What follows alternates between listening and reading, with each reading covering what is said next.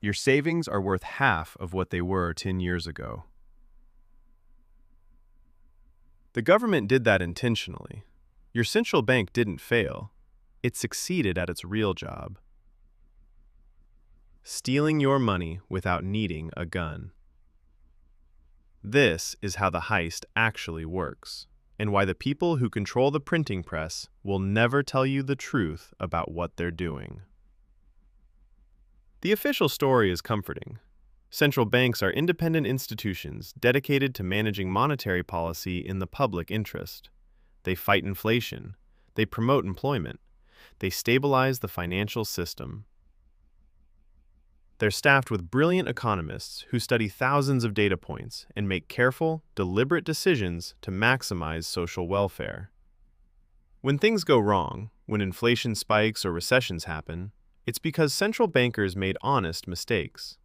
They got the data wrong. Their models failed. They didn't anticipate the black swans. It's a story that assumes competence. It assumes good intentions. It's also completely false. Here's what actually happened. In 1913, the United States created the Federal Reserve. It was supposed to prevent financial panics and stabilize the economy. Before the Fed existed, banking crises happened every 15 to 20 years, but they were short and self-correcting. A few banks failed. The market cleared. Life went on. Since the Fed was created, the frequency of crises hasn't changed. The severity has increased by orders of magnitude. The Great Depression happened under the Fed's watch. The Fed made it worse by tightening money supply when it should have been easing. And then the Fed decided to try something new: constantly managing the economy through monetary manipulation. What followed? The 1970s brought stagflation, inflation combined with unemployment, supposedly impossible according to every economist. The 1980s required Volcker to raise rates to 20% just to kill the inflation the Fed created. The 1990s saw the Fed lower rates after the Gulf War recession, and a dot-com bubble formed. 2001, the Fed cut rates after the dot-com crash. A housing bubble formed. 2008, the Fed cut rates to zero after the housing crash. Everything inflated.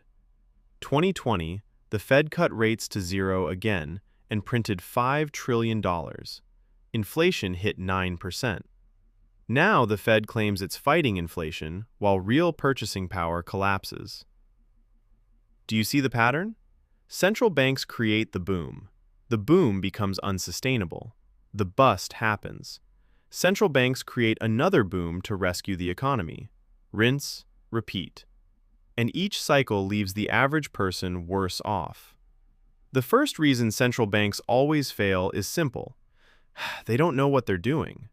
This isn't an insult. It's an epistemological fact. An interest rate is a price. The price of borrowing money. The price of delaying consumption. In a free market, this price emerges from millions of individual negotiations between savers and borrowers. It reflects real information about capital scarcity, time preferences, opportunity costs. Central banks try to set this price through committee vote. 12 people meeting 8 times a year, looking at lagging data, debating whether to set rates at 4.25% or 4.5%. How do they know that number is correct? They don't. They can't. The information required to set interest rates optimally is distributed across millions of economic actors. No committee of experts can aggregate it, so they make educated guesses. But educated guesses, when made by central planners, always distort the economy, and distortions accumulate. Businesses that wouldn't be viable at market rates suddenly appear profitable. Long-term projects that shouldn't be started get started. Asset prices rise. A false sense of prosperity appears. This is the boom. But it's built on a lie. The central bank has made capital appear more abundant than it actually is. In reality, there's the same amount of real savings as before. The central bank just made credit cheaper. Eventually, reality catches up. Projects can't be completed, resources are misallocated, businesses fail. Asset bubbles pop. This is the bust. Then the central bank, facing recession, does the only thing it knows. It cuts rates again and prints more money. And the cycle repeats. But each cycle leaves behind malinvestment, inequality, and broken institutions. Here's the really important part. Central banks have a structural incentive to cause inflation. This isn't controversial, it's explicit policy. The Fed has a 2% inflation target. The ECB targets below, but close to 2%. Every major central bank aims to slowly erode the purchasing power of your money. Why would any institution deliberately target erosion of currency value? The official story is that moderate inflation encourages spending and investment. It prevents deflation. It reduces the real burden of government debt. But let's translate that to plain English. Inflation transfers wealth from savers to borrowers, from creditors to debtors, from workers to asset owners. And who borrows the most? Who has the most debt? Governments. The United States government has $34 trillion in debt. Every point of inflation reduces that debt's real value by billions of dollars. A 2% inflation target means the government is literally stealing 2% of the debt's value every year through currency debasement. That's not a bug, that's the feature. Central banks don't serve savers, they serve governments. And governments love inflation because it's a hidden tax. It doesn't feel like a tax. You don't write a check. But your purchasing power declines and the government's debt burden declines. The wealth transfers silently, invisibly, without anyone needing to vote on it. Who gets hurt by 2% annual inflation? Not asset owners. Asset prices rise with inflation, sometimes faster. Not borrowers. They pay back loans with devalued money. The people who get destroyed are savers. If you save $10,000 in a bank account earning 0.1% interest while inflation runs at 2%, you're losing 1.9% of your purchasing power every year. Over a decade, your $10,000 loses 20% of its real value. The bank gets to lend out your money at profit while you slowly get poorer. Workers also get destroyed.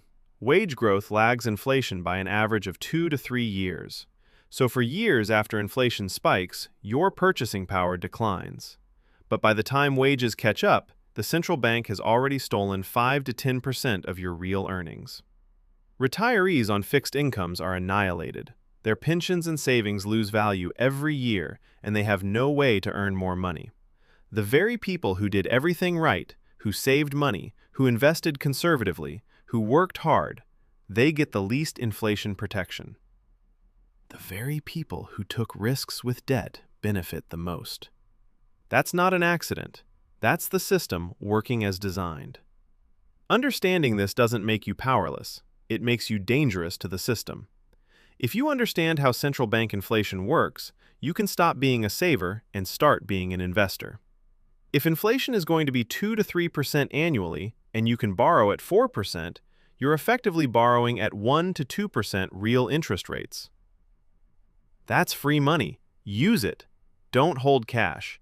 Inflation is a tax on cash holdings. Own assets instead. Real estate, businesses, stocks, commodities. Borrow strategically. Don't be a creditor. Don't lend money to the government through bonds. Don't hold savings accounts. You're making a gift to inflation. Own real assets. Land, gold, productive businesses. These rise in value with inflation. The system is designed to punish savers and reward borrowers. Once you understand that, you can stop being a saver.